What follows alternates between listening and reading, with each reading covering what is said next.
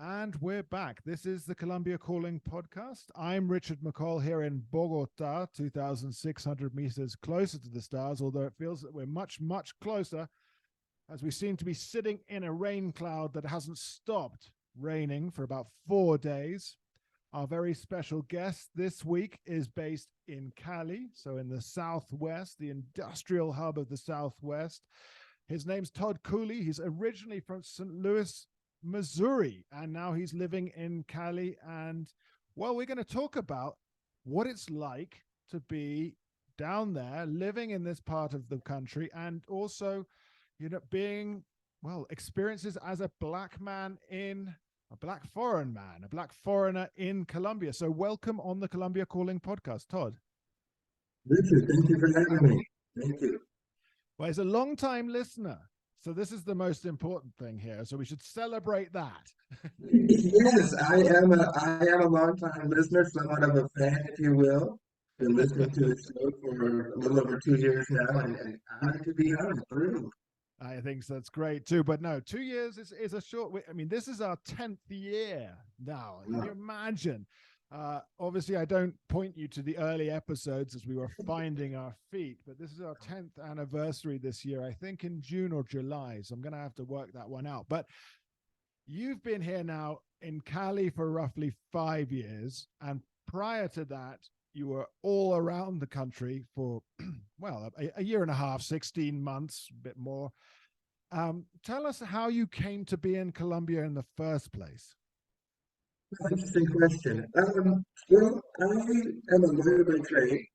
I was a practicing attorney for 18 years.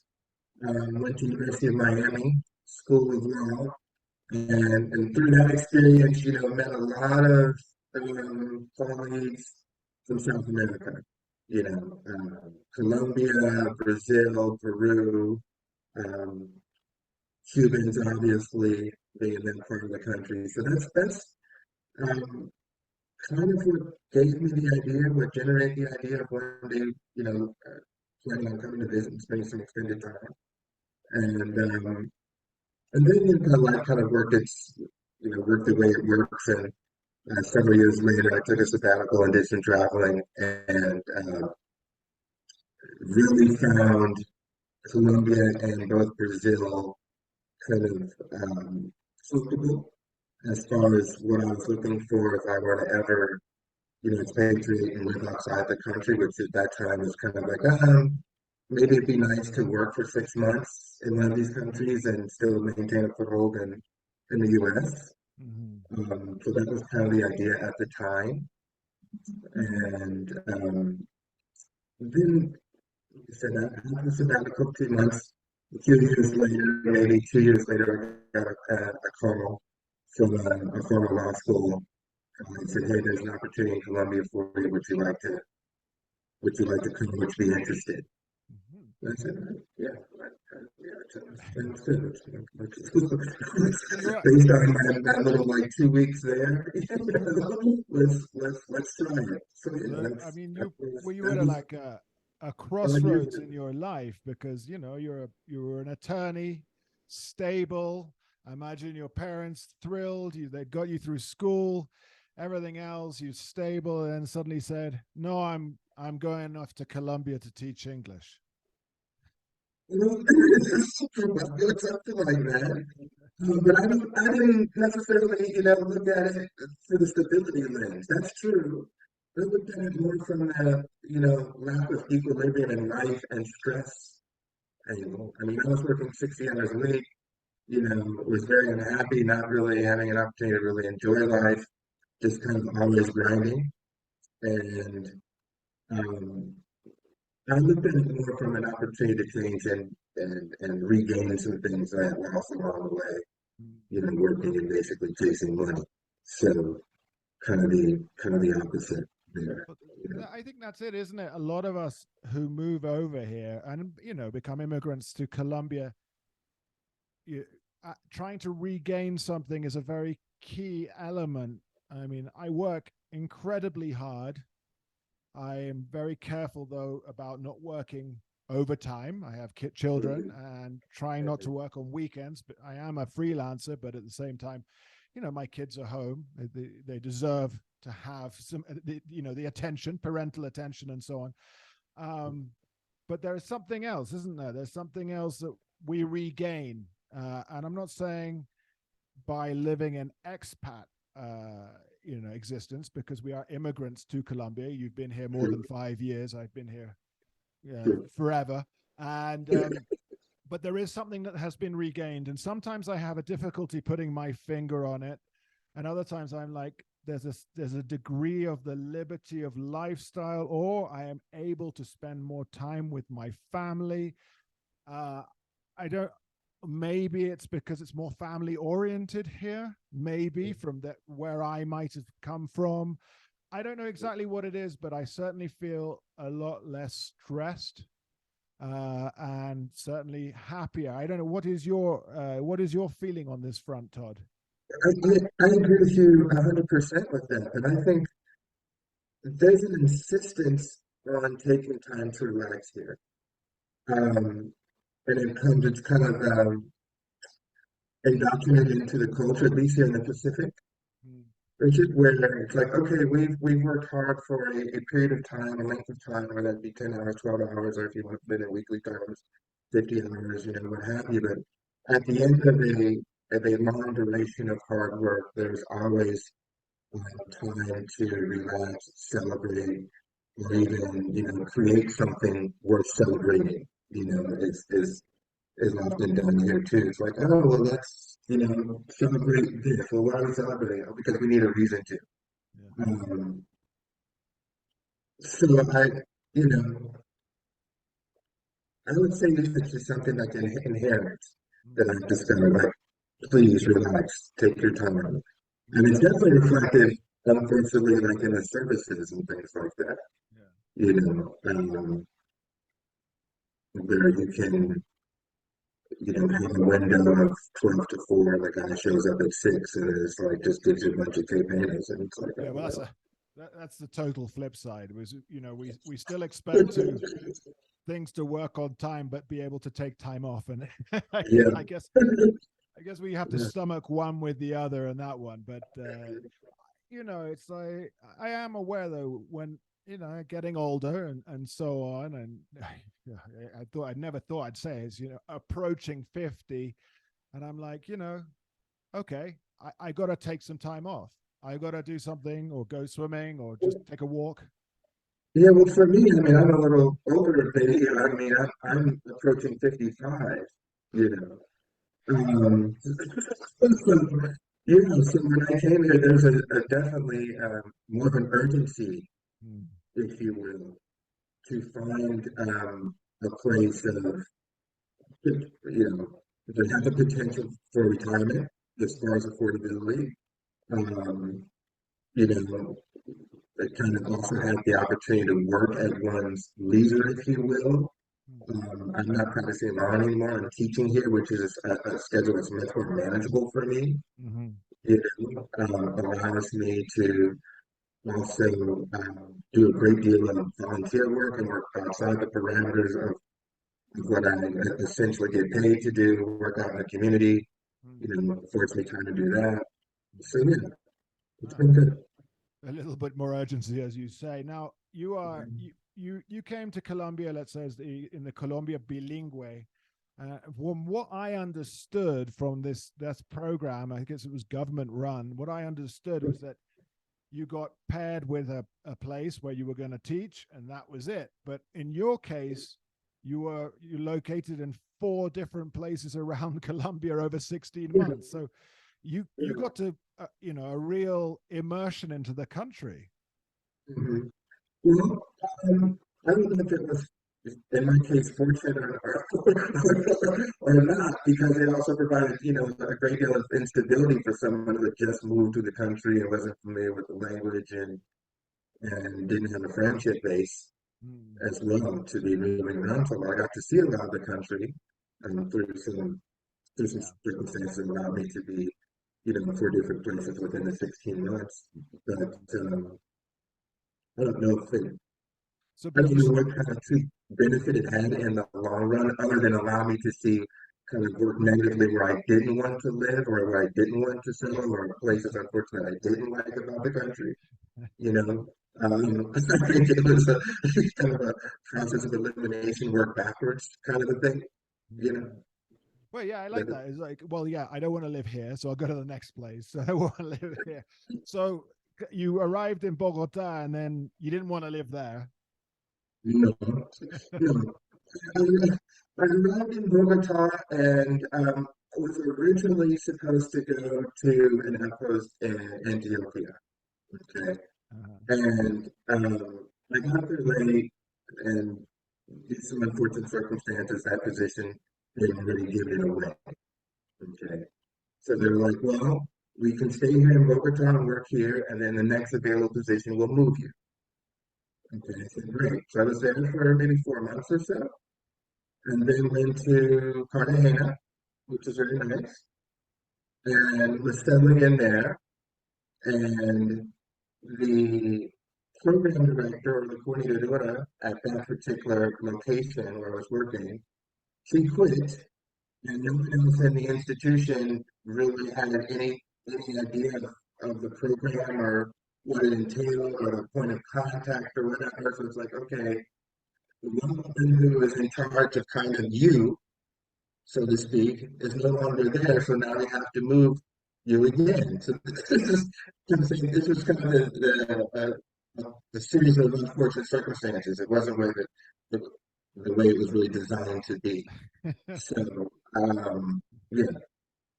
So leaving there, I ended me up in Villavicencio, was there in Villavicencio. The contract expired.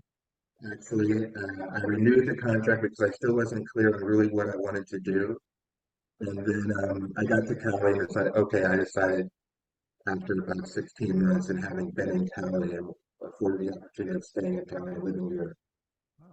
for months, like, okay, this is what I want to plant my flag. This is it. Well, so four very different places. Bogota, obviously, big, cold capital city, cold climate, and then you were in Cartagena, or Mhm. Caribbean coast, big tourist town. Actually, quite a hard place to live in, I think, as well. Very hard place to live in. Very hard place to live. Not a lot of opportunities in the service industry there. If you're looking to start a company or make some type of investiture, whatever it might be. Definitely, if you're looking to teach, there's not a lot of outlets, whether they be bilingual, collegiums, or university. Just don't have a lot of options. Yeah. In that kind of- Yeah. Actually, this later this week, I'm going to be talking to someone who is teaching not English, but an American from Boston who's living in Cartagena right now. But it'll be interesting to sort of compare some of your experiences. So, and then Villa Vicencio, which is cowboy country, like 100 kilometers Okay. south of Bogota. Um, Yeah. that's a different story altogether down there. I mean, I think you could have been a fish out of water down there. Just slightly. Just slightly. A stranger in a strange land. Yeah. Yeah. Definitely. Yeah, I think Um, yeah, to visit is one thing, to live is another thing in Villa Vicencio. Vision was challenging. Yeah. That was challenging for me. And although I had a nice time and I enjoyed my time there and got to see the kind of the cowboy culture, if you will, and I kind of realized immediately, like, no, this is not where I want to be long term. You Yeah. know, this is not where I want to be long term. Well, And yeah. yeah, go ahead, I'm sorry. No, it's a hard one, isn't it? I mean, I don't know what I would do there after a while. I don't know. It's strange. Like, that's probably where I experienced the most racism in this country is due to this NCO. You know, like there's an instance that I can recall where a colleague and I, Colombian guy, were working at this particular institution for about 2 weeks. It was a little short-term thing we were doing, conducting some workshops. And we found this little traditional kind of, you know, lunch place, at the almuerzo completo. you get the little piece of protein and the beans and the rice and maybe a little enchilada and what have you. And so we had gone there for a couple of days, and on the third day, my colleague, he says, "Hey, Morgan, have you noticed that your piece of meat is smaller than mine?" And I said, "I really didn't pay much attention to it." I mean, we sit down, we have lunch. I said, "I really haven't noticed." And he said, "Yeah, your meat is smaller than mine." So he calls the lady over, and at this time, my Spanish is marginal at best, Richard. So I have a hard time understanding. And he asked her, why is my colleague's meat smaller than mine? And she does say, I did make this out. She says, well, él es un negro, él no necesita más, you know. And so my buddy and this lady begin this like high-pitched argument that I really don't make much, I can't really decipher. And I'm asking, what is she saying? What is she saying? What is she saying? And then my buddy starts to translate, and the lady hears me speak in English. And her whole attitude kind of like flips. You know, oh, lo siento, blah, blah, blah, blah. I didn't know he was American. And my buddy's like, we're going to report you to the Department of Education. He's here on a government contract, blah, blah, blah, blah, blah. And so that was really the first kind of experience I had with what I consider like a microaggression. You always have things like when you go to Bogota and you're walking through, you know, um, certain shops, whatever, where the security guard might look at you twice or follow you for, Mm. steps before he peels off. That happens. Yeah. That's like innocuous. You don't even think about that kind of thing. But yeah, this was the first time I encountered something like that here. And I was like, wow, if she was so bold as to do that, not to think that either one of us would notice. Well, I didn't notice, Mm. or that it would be much of an issue. That she could just be so, bold and forward. It was kind of shocking. That's Yeah. it. You know, it's just, this is, I think, similar to some things I've heard before. I can't remember, but yeah, obviously, no one likes to be followed in a shop, and I am certain that you are followed more than I, obviously, because of the obvious, as we would say, kind of an institutionalized prejudice. And I'm followed in shops as well, and I'm just like, for the love of God, Anyway, so I can only imagine how you feel under this pressure. But that story of, your friend going up and saying, listen, his serving is less, yet he's black, therefore he doesn't need any more, is, well, I mean, it's shocking to my very core. So I mean, I, again, having never experienced anything, or I'm likely ever to experience anything ever of this type because of, um how do you deal with that? I mean, how do you deal? You just like, this is Colombia, which is a multiracial, multi-ethnic country, but equally so, you're dealing with that. Well, actually, it kind of led me on a journey to dig a little deeper and find out why. Because not being, well versed in the varying parts of the country and all the, cultural migration patterns and all these different types of things. At this particular time, I was just like, I fresh off the boat.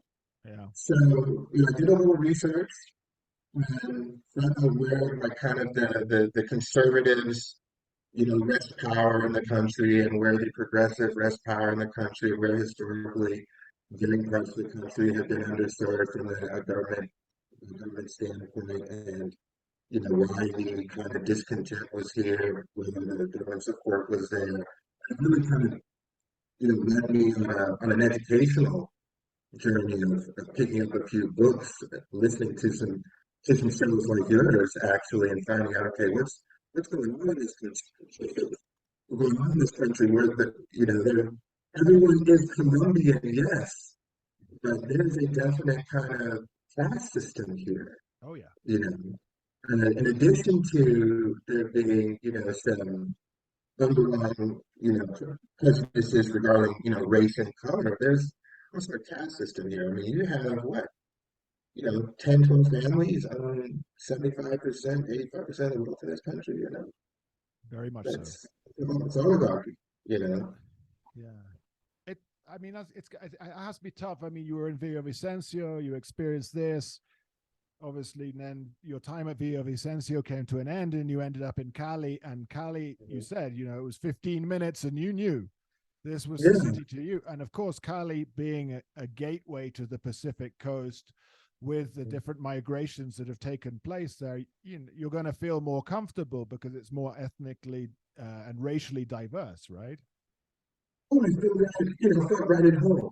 Yeah. You know, when I was, you know, like you said, it took me, you know, a very short time. And I was like, okay, this is the place. It reminded me immediately, I don't know if you remember, immediately kind of New Orleans in a way. It had a very kind of multicultural, you know, strong sense of music, dance, Yeah. you know, the arts, all of those kind of things, which typically, historically, you know, are brought to fore by a strong African influence in, Mm-hmm. you know, a lot of different cities.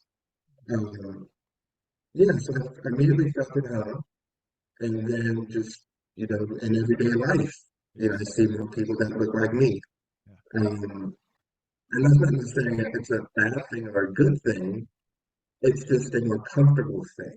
Of course. Yeah, it's a more comfortable thing. There seems to be a broader, I don't say broader acceptance. That's not the word I want to use. I want to use. Um, Would it be? but there seems to be less of a divide amongst the people who live here based on race and it's more on class. Yeah. Okay. I mean, racism exists throughout this country, but here I see it more underlying in certain parts of the city by a class thing. Mm-hmm. Because even if you're an Afro-Colombian or Black person, you can live wherever you want to live as long as you can afford to live Mm-hmm. there, okay, without any feeling any kind of social stigma or social pressure. It's like, oh, well, he's got the money to live here, he lives here, you know, no problem. Whereas I've encountered in other parts of the country, if you wanted to live in very neighborhoods, even if you had the capital to do so, you might not feel comfortable doing that. Yeah. Yeah. If that makes any sense. You know where those places are as well as But I can understand what you're saying, and obviously with Cali in that respect. And then you are now working at a very prestigious university, Univalle, I. Mhm. which academically there's no sort of that people aren't looking down at you for for your does your race or anything, or you're received within the No, academic. no. You know, it's the traditional kind of, you know, quote unquote progressive vibe you get at a university campus, especially in this part of this part of the country. I'll just, you know, keep it clean like that. You know, you don't encounter a lot of conservatives there. So, so there's a broad range of ethnic diversity as far as the faculty goes. Yeah. I think, again, given where I am in this part of the country, it would be demanded. It, Mm-hmm. you know, it would have to reflect the student body. It just, you know, there's no alternative. You know. So like you say, then it's you're not perceived as a foreigner, you're perceived as a Colombian until you open your mouth. Yeah, yeah, that's that's the experience 24/7, 365. That's been my experience. And um, even to this day, you know, and my Spanish is pretty good. Unless I open my mouth, someone is going to think I'm, I'm Colombian. Yeah. And then when they find out, it's like, oh my God, you're not Colombian. And unfortunately, the attitude changes, which I don't like. It's like, you presented yourself in one way. This is actually how you feel about someone that you encounter that doesn't look like you. Just maintain, you know, that same truth and honesty. Don't change who you are, just because I have a gringo accent, if Yeah. you will. Um, yeah, that really, that's annoying. And the one thing I had, for the most part, Cali has been like no other place I've encountered as far as just the ease of movement for me Yeah. personally, and also something that when I have these discussions, some people don't think of is, and I'm sorry to be on topic of it, but I think this is important. I've encountered a lot of people, just for example, that have said, "Oh, I'd love to go to Buenaventura, but never felt comfortable going," or I've heard a lot of bad things about it. You traditional Europeans. Well, I do Buenaventura all the time. I have a lot of friends there. It's kind of like a second home to me. Not to say I'm going to relocate there, but I'm very comfortable there. I've been there more times than I can count. So I never perceive it as really dangerous. Okay, there are dangerous parts of the city that you obviously would not want to go to unintended or unsponsored. But for me, my experience in going to Buenaventura is going to be totally different than, a Scottish man's experience going to Buenaventura. I it is totally. I will ensure you. I've been twice to Buenaventura, and uh, well, because I was on reporting trips, so it got a bit dodgy on both occasions because I'm asking maybe the right questions in the wrong places, or the right questions in the right places. I don't know. um, I again, I'm conspicuous there. Yeah, so there's also kind of a reversal kind of opportunity, that I've been able to avail myself of. That wasn't the right way to put that, but I think you know what I meant.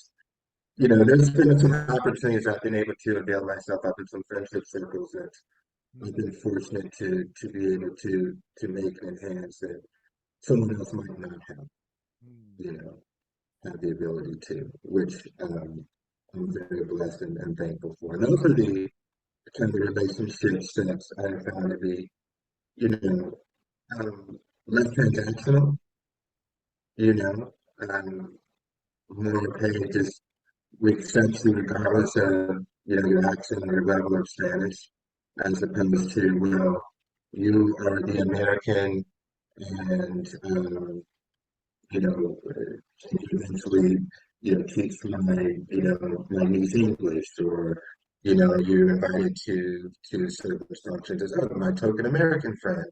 mm. So you have, especially, um, if you're black in certain dynamics, it's not only my American friend, my black American friend. So, you know, um,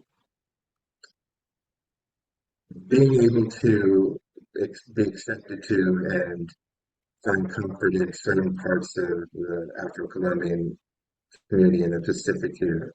Mm. Um, I don't know if I could have lived here and have flourished here as long as I have without that. Of course, You that's a. There's a. Do you feel? And if I'm getting too theoretical or something, that this I don't know, embrace or just easy embrace into, let's say, Black Pacific culture and or Afro Caribbean, it comes from just a shared history, let's say, of the of migrations, forced migrations from across. It's like, he's from the U.S., but we are one and the same. I think so. I think so. There's this also kind of a shared, it's really weird within these communities within the diaspora. There's this shared, kind of parallel way of growing up, you know, especially if you grew up either in a single parent household or a household where your parents, worked a lot, you Mm, know, we would call latchkey kids, I have a lot of friends here who had the same situation where they might not have been a latchkey kid, they had to go to their abuela's house. They couldn't go like to their own house. They had to go to their abuela's house. And they waited for one of their parents to get off and then pick them up from their abuela's house and take them home. There was a lot of that kind of Mm, growing up for me too. Went to my mother's house after school because my mom was working. mm, We got the same kind of obviously the music. Um, and it took a lot of when I was age, to live for race. Um, so yeah, there's a lot of common shared experiences, yeah. shared experiences that makes it very easy, So for one to feel comfortable in those environments. Yeah. because I think of that when I was thinking of the interview from a few weeks ago with Dr. Luisa Marcela Osa from University in Pennsylvania. I can't off the top of my head, the university escapes me. But we were talking about the sort of the African roots into Colombia. Obviously, Cali comes up because of the music and everything, and we Mhm. talk. But we also talked quite at length about San Basilio de Palenque up into Mhm. Cartagena. Have you had the Yeah. opportunity to visit? I have not. Ah, I have not. That is definitely on my bucket list here. There's not a lot of places that I have not had the good fortune of visiting. That is one of them. mm, You know, along with, as we discussed offline, Monocross, yeah. you know, I haven't had a chance to make it to um, the ruins along the trail. I haven't had a chance to do that. So there's a lot of things up in that Yeah, part of the country that I haven't had an opportunity to do. But, but there's yeah. still time. There's still time. But you have got up to the islands, San Andres and Providencia. In the San Andres Providencia, Isla Rosario, I spent a lot of time there. Spent a lot of time in Cardenas, in Sucre, on some of those beaches. Oh wow, okay. Yeah, have been to, Nuki numerous times. The years on the Pacific coast, been there quite a few times. Mm. Done my fair share of traveling. Like I said, I know most of the country. Yeah. Probably not as much as you, Richard, but I know. I know. You get around. But I know most of the country. Yeah, Yeah. most of the country. You get around. That's great. No, I was just thinking of these things, and I'm thinking about some of the interviews that I've done. Yeah, that talk about sort of the black diaspora, and of course the forced, well, the slavery that pushed to communities elsewhere. And then a few years ago, we had Sharika Crawford. I think she's Hmm. from the U.S. Naval University, and she's an expert on sort of like the diaspora and all the different communities in the Caribbean. And so we Yeah. had her on talking about her book was The Last Turtleman of the Caribbean, and it's all about San Andres, Providencia, and all those areas. And I just we don't get the full history in Colombia about what really happened. We, No, not at all. n- n- no. This is largely hidden and has been tried to be written out of Colombian Yes. history. And it's there. The information's there if you want to find it, Yeah. obviously, but you have to be motivated to do so.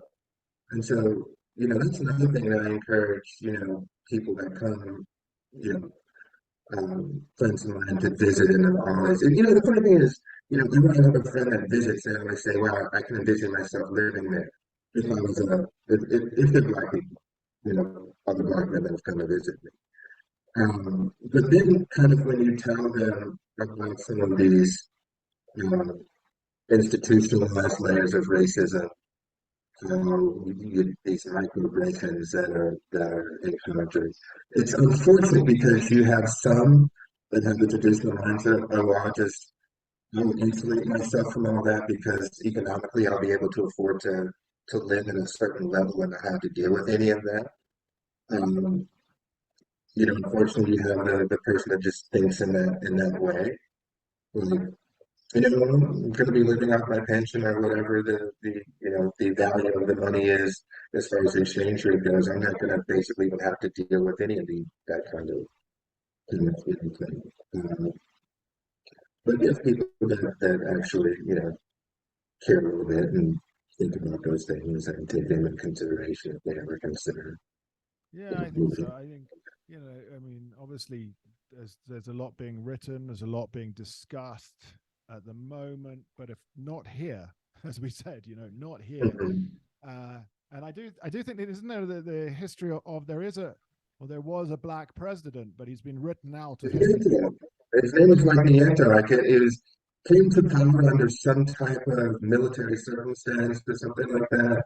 Yeah, I want to say it's the 1860s, late 60s, something around something then. like that. Yeah, like maybe president for 6 months Yeah. or 6 months, I don't know, something like that. But they've just sort of whitewashed him out. I mean, And it's officially on the books as an Afro-Colombian president, but yeah, yeah, there is little is known or been written about. we're we're still quite a long way away from getting in immediate times, contemporary times, an Afro-Colombian president. I think, Mhm. Agreed. unfortunately. So, Agreed. uh, Agreed.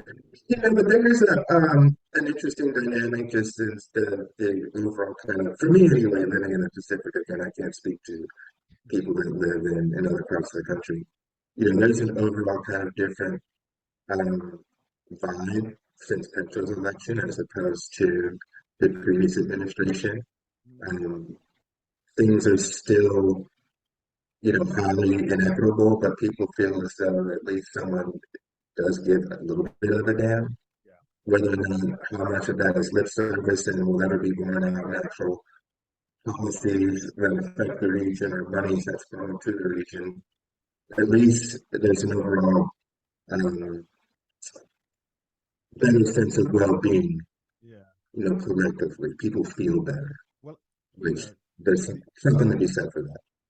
having Francia Marquez as the vice president is may not be the solution to everything, but it's a very symbolic and important nomination in a country that is traditionally very far behind on this kind of issue of race. And Yeah. she said, I represent the nobodies, and the nobodies voted.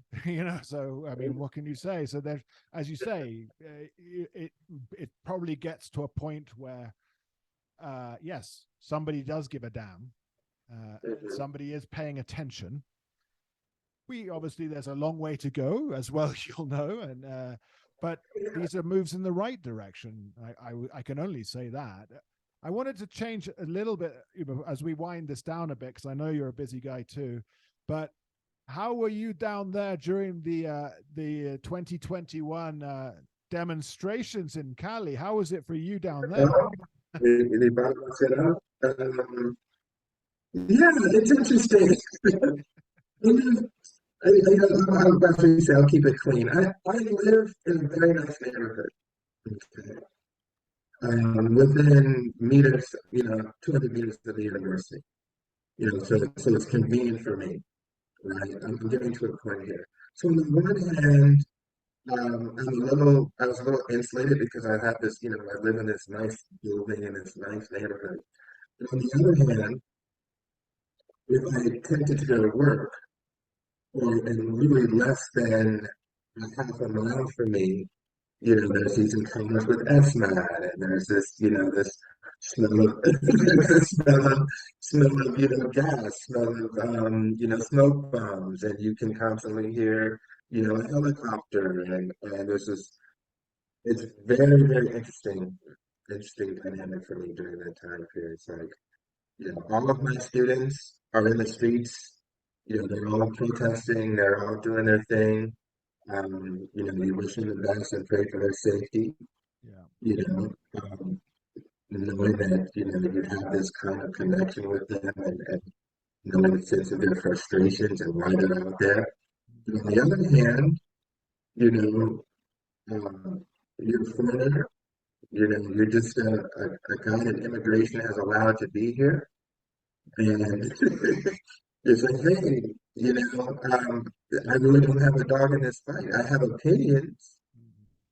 I have lots of opinions, but I have no, legal right to exercise any kind of, right and determine the process of how this country works.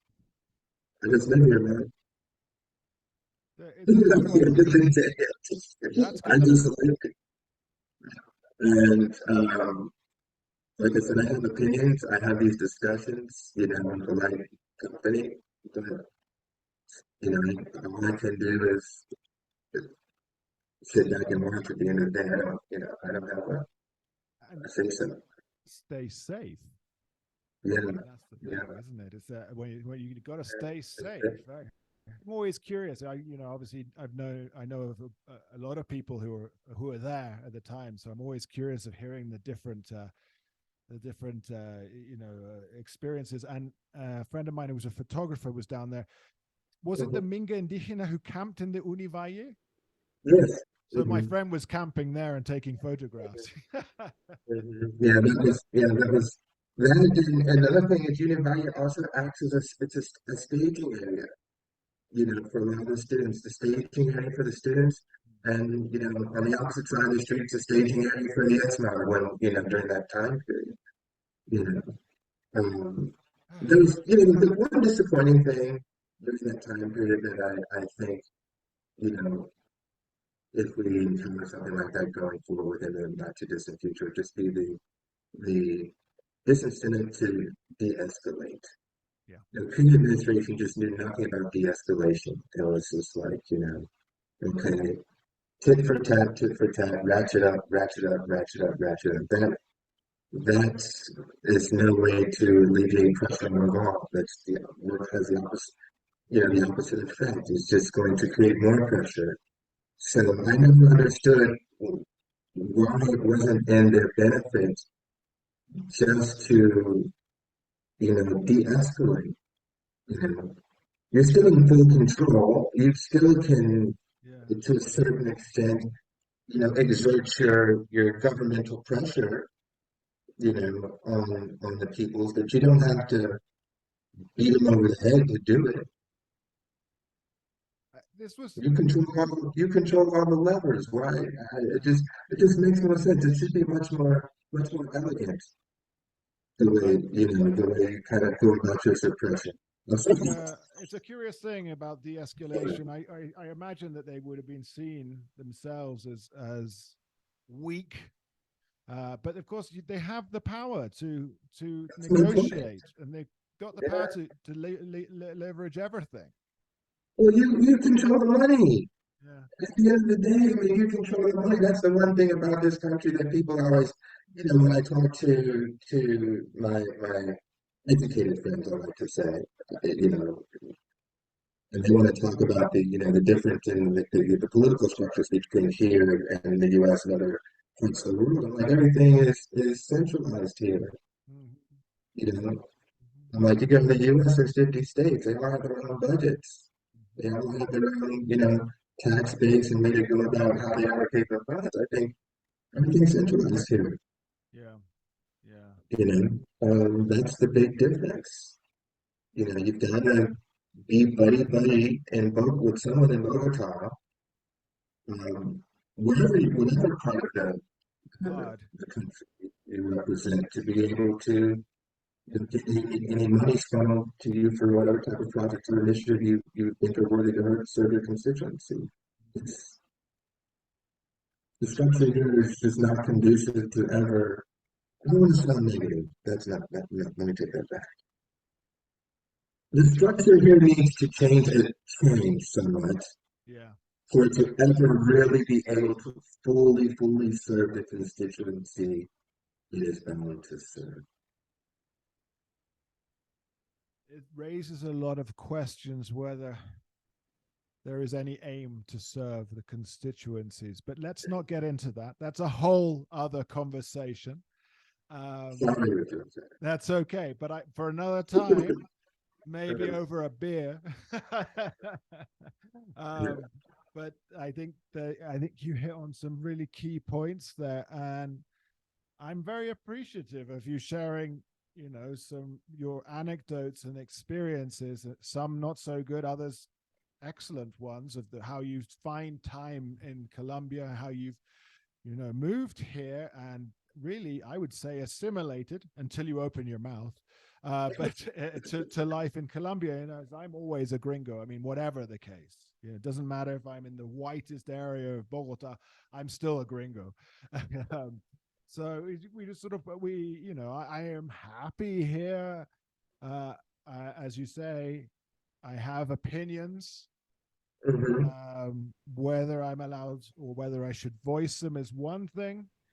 I am very aware that I am a guest. Exactly. Yeah, Yes. despite being married and having kids, I am very aware I am a guest here, Yes. and so tread carefully on these things with my opinions. Yeah, I think that is the one thing that uh, people need to understand, whatever ethnicity or political leanings, if you will. When you come here, you are a guest. Mhm. Like I said, you are at the you know I don't know if you want to call it, but the mercy of immigration, so to speak. As as as you used to say, allow you to live here, they can tell you to leave. And it's an immediate thing. They could tell you to leave any Yes, day. I have I to. mean, that's the truth So of it. try to act accordingly. I mean, that's the one thing that really is annoying when I talk to, um, unfortunately, a lot of people that are interested in visiting here is there's still this stigma attached to Colombia, and that it's kind of some places are lawless and you can do what you want to do, or the whole you can just buy a bunch of papagas and this, that, and the third. And that part of the country does exist, that underbelly, but I tell people you have to look for it and you have to really want to do that. And as soon as you look for that and really want to do that, then you essentially notify all the authorities that that's what you're trying to do, and your stay here will not go as well as you initially planned. So, yeah, Well, Todd, thank you so much for your time and thank you so much for your knowledge and your experiences. It has been enlightening chatting. I like this one where this kind of style where we just sort of have a back and forth conversation. It's really we jump around a bit, but the topics there. Colombia is the lens for all of these conversations. So let me just take this moment to say, listen, thank you, Todd Cooley, originally from St. Louis, Missouri, but now from Cali, Colombia. So there we go. That's it. Thank you for being on the Columbia Calling podcast.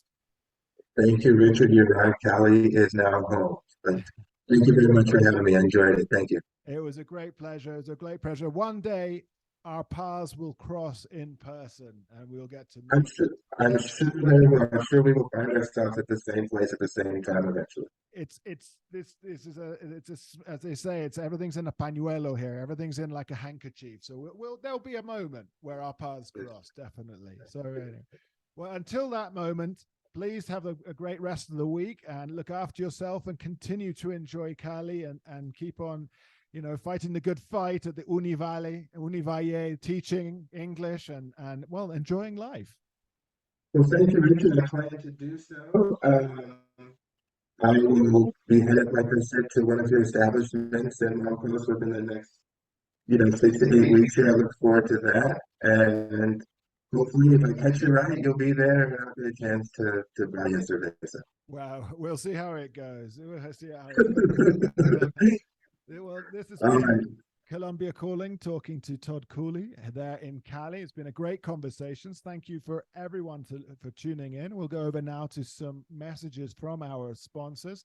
And then, of course, please continue to share, spread the word. And, well, if you wish to, support us on Patreon, that's www.patreon.com/Columbia Calling.